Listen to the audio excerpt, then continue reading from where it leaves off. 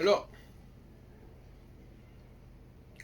je voudrais vous parler de la crise de la pensée astrologique actuelle sous deux aspects.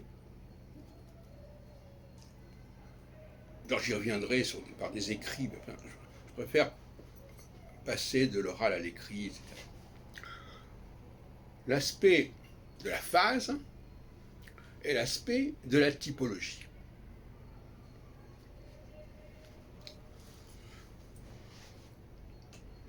L'aspect de la phase, c'est de croire, comme André Barbeau, que le moment où la configuration se produit, c'est le moment où les choses se passent.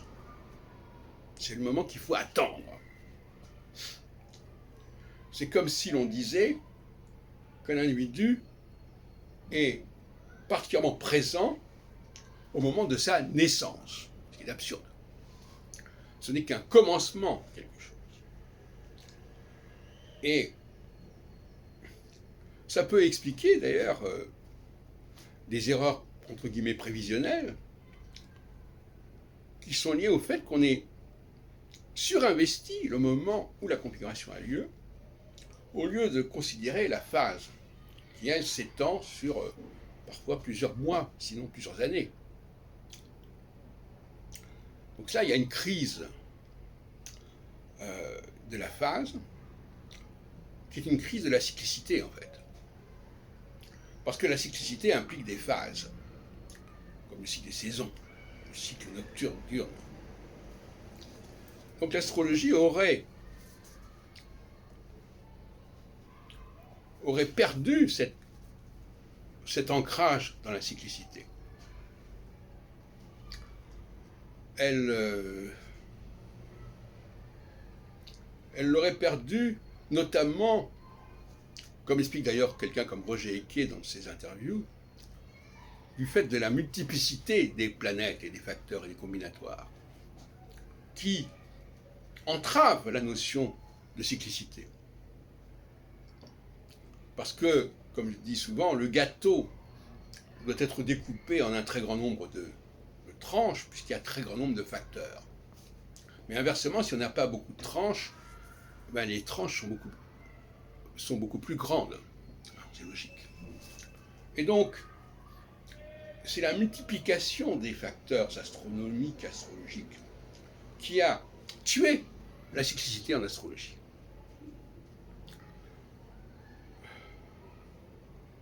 Et Barbeau est victime de cela. Et alors, vous savez, tous ces gens-là sont contre les orbes. Alors les orbes, c'est quelque chose d'épouvantable, les orbes. Il ne faut pas d'orbes, comme dirait Roger. Il ne faut surtout pas les orbes. Or, la phase, c'est une orbe. Si je dis que tel phénomène qui se produit à tel moment va agir sur une certaine période, on est dans l'orbe. Mais le dire que le printemps, c'est aussi une orbe. Parce que le printemps, c'est pas uniquement le moment de l'équinoxe de printemps. C'est pas le moment du passage du soleil à zéro bélier, etc. Voyez-vous. Donc là, il y a un problème. Il va falloir en trouver les causes aussi sur le plan épistémologique, je dirais. Comme si le fait pour l'astrologie de parler d'orbe risquait de la déconsidérer. Parce que vous comprenez, les fourchettes, bon, ça va, mais enfin, c'est vague, c'est une prévision vague.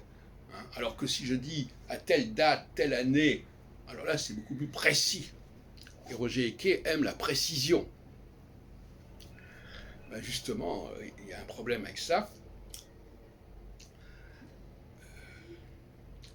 L'orbe, la phase, implique un commencement.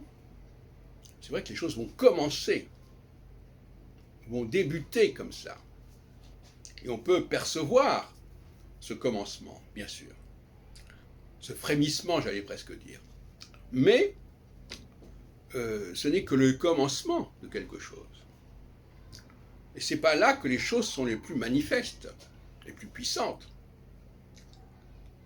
C'est plus tard.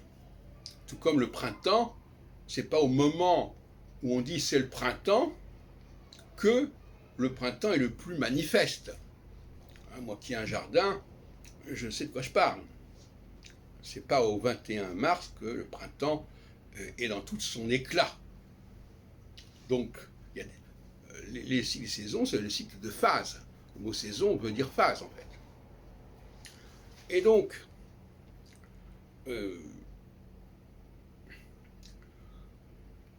il faut au contraire affirmer que les choses vont se renforcer, que la tendance va être de plus en plus marquée. Et donc on va devoir attendre une succession de phénomènes qui vont aller dans le même sens.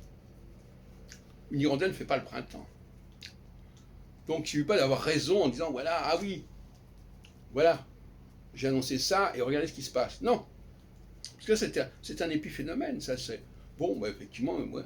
Non, j'ai l'impression de dire il va y avoir une succession, une répétition, un renforcement de la tendance tout au long de la phase. Au lieu que ce soit des choses qui soient extrêmement variées, ça va être tout le temps la même tendance, une tendance forte, une tendance lourde. Bon. Je passe à la question de la typologie, qui est aussi une crise. Et c'est un peu la même chose, la typologie et la phase. Pourquoi? Parce que la phase, elle englobe, elle est menacée par la diversité des configurations, etc. Et la typologie, elle est également menacée par la diversité du thème astral. C'est pour ça que les astrologues sont si hostiles au thème astral, aux typologies zodiacales comme celle des journaux et des horoscopes, parce que c'est contraire à la perception du thème astral qui va complexifier les choses. Et vous, on est encore une fois à cette question de la complexification, avec un thème astral qui va être marqué par un grand nombre de facteurs, c'est un kaléidoscope, etc. Donc c'est la même crise dans les deux cas. Et donc nous avons, pour terminer, deux camps qui s'opposent. Le camp des typologistes et des gens qui sont pour la cyclicité des phases et qui veulent une astrologie qui soit finalement assez simple, et le camp des astrologues sophistiqués, soi-disant, qui eux veulent une prévision extrêmement pointue, extrêmement détaillée, extrêmement diversifiée, et qui veulent également une typologie extrêmement diversifiée. Voilà la situation.